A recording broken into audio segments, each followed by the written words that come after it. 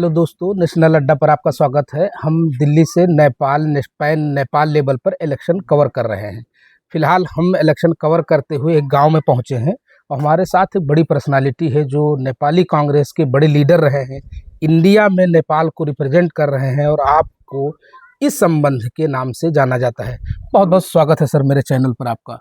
बहुत धन्यवाद सर, हम आपसे बात जानना चाह रहे हैं कि आप पॉलिटिकल बैकग्राउंड से होते हुए और फिर एम्बेसडर बनना, उसके साथ आपका एक्सपीरियंस कैसा रहा है? नहीं तो देखिए, खास करके नेपाली कांग्रेस और मित्र राष्ट्र भारत के बीच में एक अपने किस्म का एक संबंध पहले था नेताओं में, क्योंकि जैसे हमारे जो भी नेता थे, खास करके विशेश्वर प्रसाद कोइराला, कृष्ण प्रसाद भट्टराई, गणेश मान सिंह या सुवर्ण शमशेर, ये सब जैसे आपके क्विट इंडिया मूवमेंट से लेकर भारत के आंदोलन में जुड़े हुए थे। भारत के तत्कालीन नेता लोगों से बहुत अच्छा संबंध था, व्यक्तिगत परिचय था।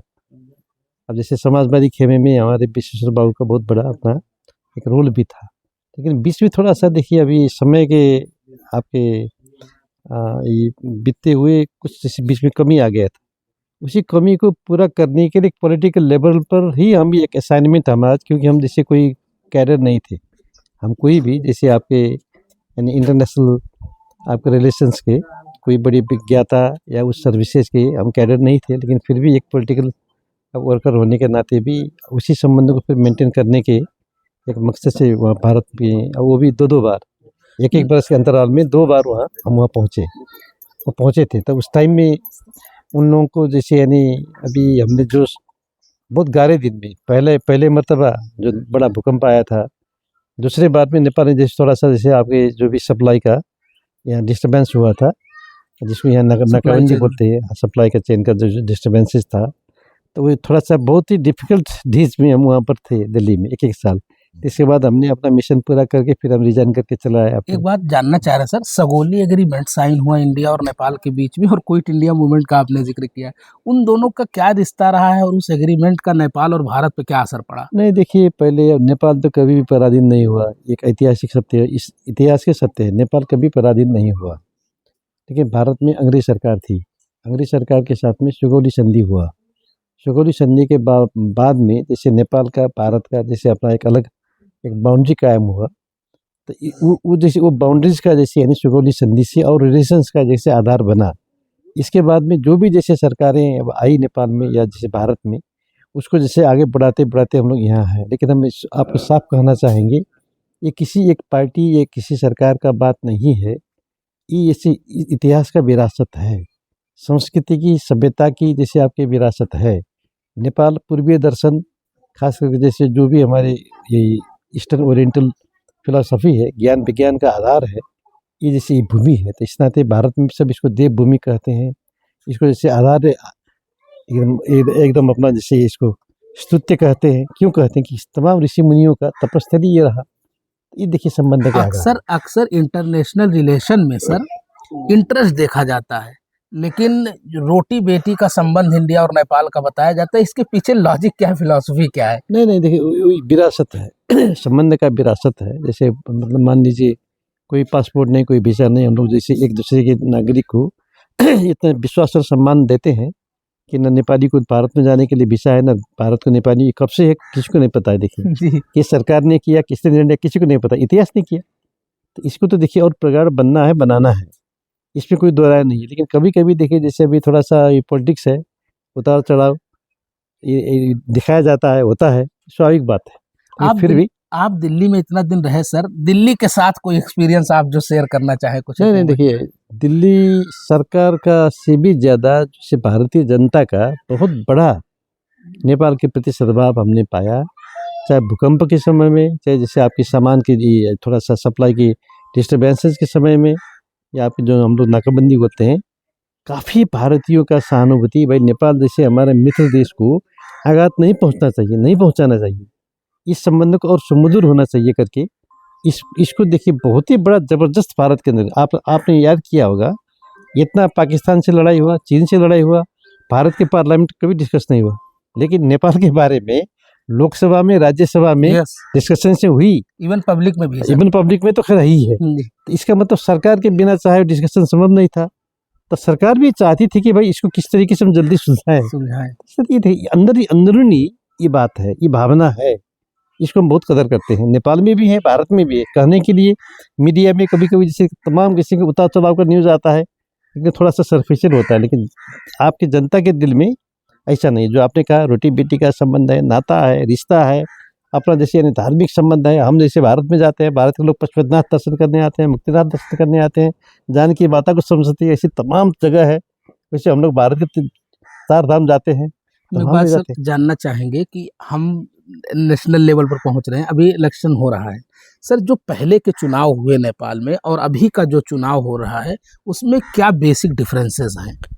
अब देखिए, कुछ सब नेपाल के जो जनजीय आंदोलन के नाते जो परिवर्तन हुआ, अकस्मात सरकार में परिवर्तन हुआ, अकस्मात जैसे आपके फिजिकल डिस्ट्रक्शन का इस हद तक, इस बड़े पैमाने पर नुकसान हुआ कि आप नहीं कल्पना कर सकते, हम नहीं कल्पना कर सकते। हो गया, अब सजग होना है।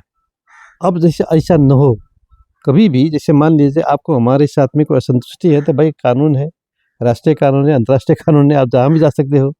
लेकिन जैसे कि अब घर ही जला देना एकदम बिल्कुल, जैसे आपकी बिल्कुल अब जो एनआरकी एक एनआरकी का भी अब ये किस आप रूप में बताएं कि ये जैसे नेपाल में कुछ तो माओवादी आंदोलन में कुछ हुआ, उसका भी और बिल्कुल विस्तारित रूप ये आंदोलन में देखने को मिला। ये गलत है। मैं एक बात और जानना चाह रहा हूँ, जैसे नेपाल जो लैंडलॉक्ड कंट्री है सर, और यहाँ के सप्लाई चेन पर जब पड़ोसी देश से इनके रिश्ते का जब मामला होता है तो बहुत प्रॉब्लम होती है। उसके लिए नेपाल को एज ए कंट्री क्या सोल्यूशन हो सकते हैं? क्योंकि मैं आपसे जानना चाह रहा हूँ, आपके पास एक्सपीरियंस है हम बहुत लोगों सारे। का बिल्कुल ही इसमें जैसे अपना वस्तुवादी दृष्टिकोण होना चाहिए। जैसे मान लीजिए आप सब कुछ कर सकते हैं, लेकिन भूगोल नहीं बदल सकते हैं, ना आप ना हम। भूगोल सच। माने हमारा जैसे Geography दक्षिण ज्योग्राफी, जैसे आपका साउथ का जैसे जितने बॉर्डर्स हैं सरल है। आप rail transportation, railway transportation, road transportation या जो भी जैसे यानी जितना विकसित आप कर सकते हैं। लेकिन उत्तर में संभव नहीं है। जब तक देखिए ट्रांस हिमालयन, हिमालय के अंदर में बहुत बड़े लागत में बहुत बड़ा जैसे आपके टेक्नोलॉजी का डेवलपमेंट के बाद में सुरंग बन जाए और भारत और चीन के बीच में अच्छा रिश्ता बन जाए, तो हम नहीं कहेंगे इसमें 50 साल बाद क्या होगा। लेकिन आज की हालत में वो एक जैसे फिजिकल प्राकृतिक जैसे आपके बाधाएं हैं। अभी जैसे मतलब हमारे विंटर में 3-4 फुट का आप कहीं से भी क्रॉस कीजिए, 3-4 फुट का जैसे आपके वहाँ स्नोफॉल होगा। वहाँ जैसे आपके ये आपके रेनफॉल के टाइम में पे लैंडस्लाइड नहीं, माउंटेन स्लाइड होता है। उसको बनाने में फिर महीनों लग जाता है। देखिए वो संभव भी नहीं होता। इसीलिए जब जो भी अभी हमारे साथ चाइनीज बॉर्डर्स हैं उत्तर के, चल नहीं पाता है। बनाते हैं, लेकिन जैसे 2 महीना चला फिर बंद हुआ, चला फिर बंद हुआ। और हमको चाहिए 365 डेज का सप्लाई, क्योंकि हमारा इंपोर्ट बेस्ड है economy.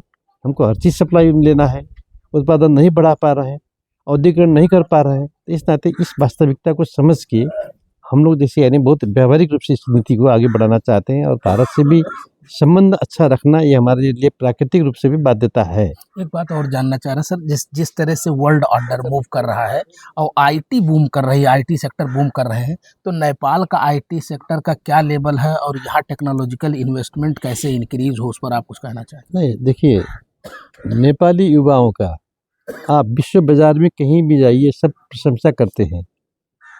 They are very hard working, very honest.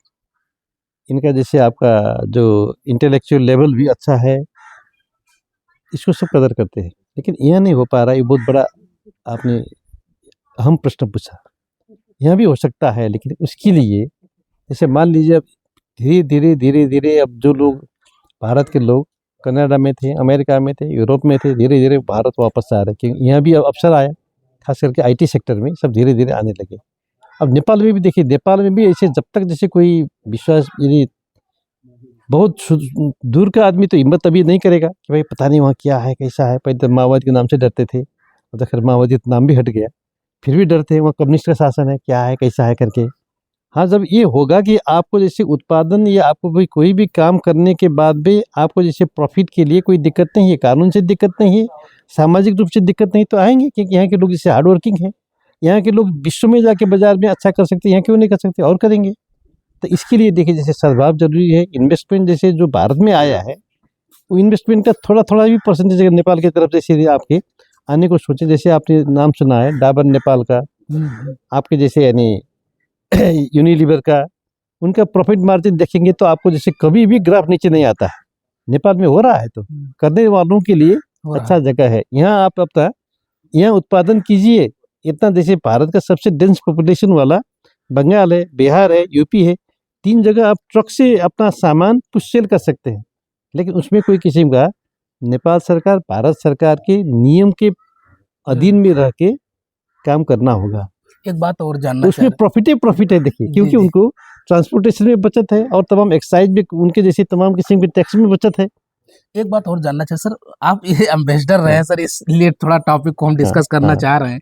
जैसे वेस्ट जो है और जो थर्ड वर्ल्ड कंट्रीज है, तो क्या नेपाल में टेक्नोलॉजी ट्रांसफर नहीं हो पा रही है? देखिए सबका अपना अपना एजेंडा होता है। किसी का अपना क्रिश्चियनिटी का एजेंडा है, धर्म प्रचार का एजेंडा है। उनका जैसे विकास से ज़्यादा कैसे हमारा जैसे रिसर्च बढ़े, कैसे हमारा जैसे मान लीजिए अभी मदरसा बढ़े, इकोनॉमी बढ़े करके नहीं। तो इस पर तो देखिए जैसे अब थोड़ा सा नेपाल में भी इस सजगता आया है कि भाई इकोनॉमिक डेवलपमेंट के लिए कौन हमारे साथ आता है, कौन इसको लीजिए प्रमोट कर रहा है। जैसे मान लीजिए नेपाल समृद्ध होगा तो भारत के लिए भी जैसे वो तो एक तो जैसे हमारा मतलब मान लीजिए बफर जोन है जी, चाइना इंडिया के बीच में, वैसे चीन के लिए भी बफर जोन है। तो चीन को भी भारत को भी नेपाल के इकोनॉमिक बेटरमेंट के लिए जरूर देखिए इसमें जैसे हाथ नहीं हम लोग का थोड़ा सा समझदारी बढ़ाना चाहिए। विशेष करके जो हमने भूगोल का बात बताया, भारत से जैसे बात आज भारत में जो ट्रांसपोर्टेशन का बहुत ज़्यादा सुधार हो गया। अब जैसे कम से कम यूरोप अमेरिकन मॉडल में पहुंच रहा है, वहाँ का रोड नेटवर्क, वहाँ का रेलवे नेटवर्क।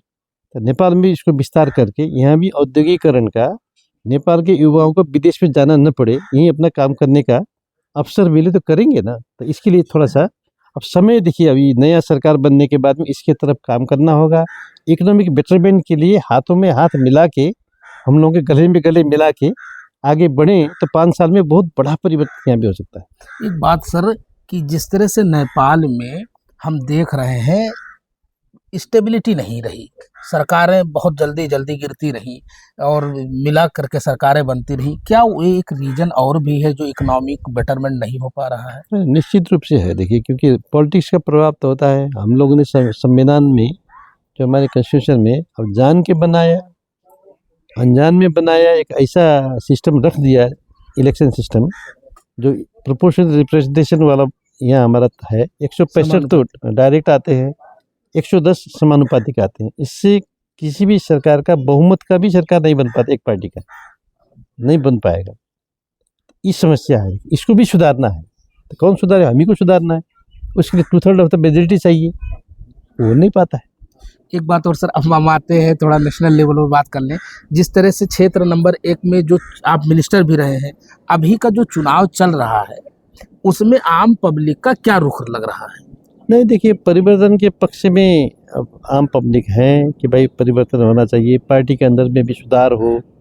तो कुछ पार्टियां में तो सुधार हुई, खास नेपाली कांग्रेस में देखिए जैसे अभी नया पुस्ती के लोग, यंग लोग अब थोड़ा सा लीडरशिप आ गए। उसमें भी कंट्रोवर्सीज है, कोर्ट में केस है। इसके बाद जैसे फिर हमारा फिर जैसे अब महाधिवेशन होगा, उसमें कौन जीतेगा हारेगा, और पीछे के बाद तत्काल के लिए वहाँ हो गया है। और पार्टी में कहीं हुआ कहीं नहीं हुआ, इस नाते थोड़ा सा ये अंदरूनी हम लोग का अपना है। लेकिन फिर भी अभी जो नया पार्टी के नाम में बिल्कुल जैसे सुनामी जैसा लहर आएगा, ऐसा बात नहीं है। जैसे बांग्लादेश में भी रिजल्ट में हमने देखा, तो यहाँ भी इस तरीके से तो नहीं है। लेकिन फिर भी परिवर्तन के प्रति जनता की चाहना है आम रूप से।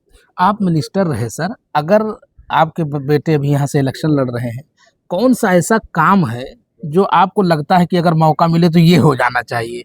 देखिए खास करके अब सिंचाई का बात है। अब नेपाल में जैसे पानी का लेवल नेपाल में इंडिया में घट रहा है। हम जब तक जैसे नेचुरल वाटर है, खास करके पानी में भी खाने पानी जिसको हम कहते हैं पीने वाला पानी, उसको जितना अधिक स्टोरेज कर सकें, उससे जितना आप जैसे अपना ग्रीन एनर्जी उत्पादन कर सकें, ड्रिंकिंग वाटर पर्पज रख सकें, आपके जैसे वाटर लेवल मेंटेन करने के लिए जैसे भारत में स्टोरेज नहीं हो पाता है। देखिए इंडियन सरहद जाने के बाद में जो कुछ भी स्टोरेज नेपाल में करना हो उसके लिए बहुत बड़ा विश्वास, बहुत बड़ा जैसे आपका एक सामूहिक हित का बात में ध्यान देना होगा। इसके लिए जैसे मान लीजिए हम तो यहाँ तक कहते हैं कि ज़रूरत पड़ने पर कोई तीसरा आदमी, जैसे मान लीजिए थर्ड कंट्री का, यूरोप का हुआ, अमेरिका, कनाडा, कोई वो भारत का भी विश्वास, नेपाल के विश्वास वाला पार्टी को जिम्मा देके विन विन सिचुएशन में उस अंतर्राष्ट्रीय कानून और दोनों के लाभ होने वाला प्रोजेक्ट्स में हम लोग को काम करना चाहिए, सोचना चाहिए, बृहद योजनाएं बनानी चाहिए। और बनने के बाद में देखिए उसके लिए फाइनेंस की जरूरत, ये दिक्कत नहीं होगी। टेक्नोलॉजी की अप्रूवल होने के बाद में बहुत कुछ नेपाल और भारत मिल के हम लोग कर सकते हैं। अब उस समय इसको जैसे अब धीरे धीरे वहाँ हम लोग को पहुँचा रहा है। सर लास्ट क्वेश्चन, आपका इतना एक्सपीरियंस है और आज का जो यूथ है उस अपने एक्सपीरियंस से क्या उन्हें मैसेज देना चाहेंगे, होल सिनेरियो को थोड़ा सा कैलकुलेट? नहीं देखिए, हम लोग आशावादी होना चाहिए। जो भी जैसे मान लीजिए थोड़ा सा ये घटना हुआ, अब इसको जैसे अब न हो, इसके लिए अभी से थोड़ा सा चेतना में विस्तार और हम लोग को अपने प्रति अपने विश्वस्त होना चाहिए। नेपाल देखिए, जो हमने बताया कि कभी पराधीन नहीं हुआ, बहुत ही स्वाभिमानी लोग हैं नेपाल। लेकिन जैसे मान लीजिए भारत की आपकी सिक्योरिटी अभी भी नेपाल के युवा अपना खून दे रहे हैं जी, वो तो बहुत बड़ी बात है। वहाँ के नेता लोग इसको एक्नॉलेज करते हैं। युवा लोग भी देखिए, जैसे भारत के निर्माण में, नेपाल के निर्माण में और देश के निर्माण में कितना युवाओं को नेपाल का है कंट्रीब्यूशन। तो इसमें जैसे खास करके हमारे जैसे मित्र देश भी अब नेपाल के युवाओं को नेपाल के हित में ही हम ऐसा प्रोजेक्ट बनाएं, मिल के चलें, उनको भी प्रॉफिट हो। ये तो देखिए आपने टेक्नोलॉजी का जैसे खास करके IT का बात बताया, टूरिज्म का सेक्टर है, हाइड्रो का सेक्टर है और बाकी तमाम ऐसे सेक्टर्स हैं जहाँ हम जैसे मिल के काम कर सकते हैं। फार्मास्यूटिकल्स, हाँ फार्मास्यूटिकल्स है, इतने हब्स है नेपाल में, क्योंकि अब सब जैसे बैक टू नेचर हो रहा है। तो इस तरह से बहुत ही ज़्यादा संभावना है। इसमें ज़रूरत है ट्रस्ट की, कॉन्फिडेंस की, एक लेवल की जो पहले हमारे नेताओं में था। बीच में थोड़ा सा जैसे उतार चढ़ाव देखने को मिला, उसको फिर से अब रिवाइव करना है। हम तो इसी पक्ष में रहेंगे और सबसे आह्वान भी करेंगे यूथ लोग भी इसको जैसे समझे इस बात को। नकारात्मक बात से तत्काल कोई जैसे आपके तत्काल तो जैसे देखने में कुछ हम कर रहे हैं, लेकिन उससे असर बुरा ही होगा। तो दोस्तों, हम दिल्ली से जब निकले तो ये प्लान था कि हम पैन नेपाल लेवल पर इलेक्शन को कवरेज करेंगे, ग्राउंड पर जाएंगे और नेपाल के इलेक्शन को समझेंगे और वहीं इंडिया नेपाल के रिश्ते की मधुरता को भी देख रहे हैं। हमारी टीम नेशनल अड्डा की जब से नेपाल चुनाव में चल रही है, हमें रेस्पेक्ट भी मिल रहा है। इसी सिलसिले में हमारे साथ नेपाल को रिप्रेजेंट करते रहे भारत में एम्बेसडर सर हैं, पूर्व मिनिस्टर रहे हैं, कांग्रेस के वरिष्ठ नेता रहे। आपके बच्चे अभी यहाँ से MP का इलेक्शन भी लड़ रहे हैं। आप अभी तक हमारे चैनल पर विजिट नहीं किए हैं, सब्सक्राइब नहीं किए हैं, फॉलो नहीं किए हैं तो कर लें। हम अभी भी नेपाल इलेक्शन को आपके सामने लाते रहेंगे। Thank you very much.